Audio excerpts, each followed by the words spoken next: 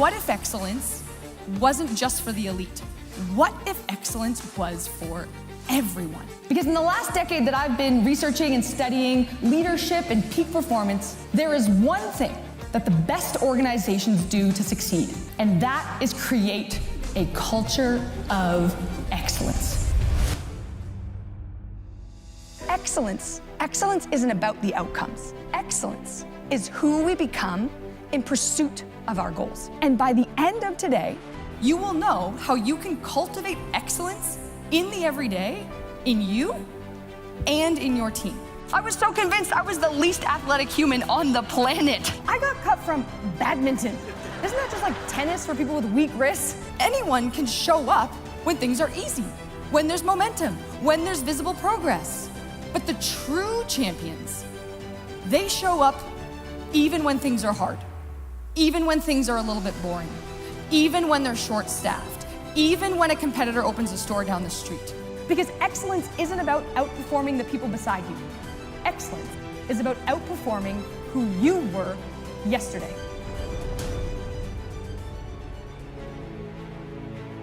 Now, I cannot tell you how often I wonder, could this have been gold? We were in an outdoor stadium of 20,000 people, and in the lane next to me was the #1 ranked woman in the world. And I leap up over the second last hurdle, and I look over, and I remember saying, "Where is she? She should be here by now." And as we got over that second last hurdle, we start charging towards the final one. She sprints forward. She gets gold. I get silver. And I cannot tell you how often I wonder, what if I didn't have that split-second thought? What if I didn't question what I was capable of? The biggest obstacles on our pursuit to excellence will be the limiting beliefs we place on ourselves. The energy in the room while Sarah was speaking was magnetic. Finished our session with Sarah, and I gotta tell you, it was outstanding. And I did like a scan of the room, and it's hitting every single person. We're just absolutely, I'm touched, I'm moved, you're incredible. Best speaker in 12 years. I decided to get the word believe tattooed onto my wrist. Not because I was sure I would make it, but because I was sure that I was all in. You want your team to achieve more?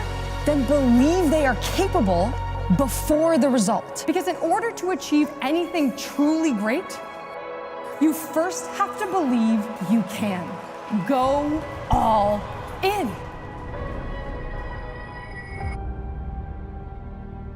I remember the very first time that I hit a hurdle, and my coach said, "Congratulations, Sarah. You're now a real hurdler." So many people are afraid to hit the hurdle.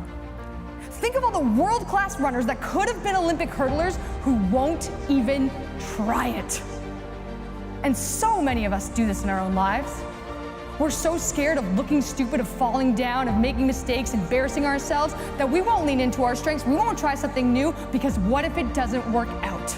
And so if you want to take your leadership to the next level, then you have to be asking yourself the question, am I willing to hit the hurdle? Am I willing to run full speed and know that I might hit the hurdle? But what if we saw hitting the hurdle as a necessary step on our path to excellence? What if we saw hitting the hurdle as something we should actually celebrate?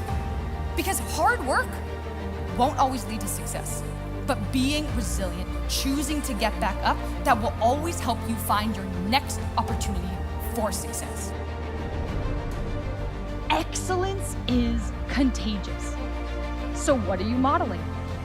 Because the excellence that's required to change lives, the excellence that's required to inspire teams, the excellence that organizations need starts with you. And I promise you, regardless of success or setback, it is not an endpoint. It is simply a through point. My name is Sarah Wells. Thank you guys so much for today.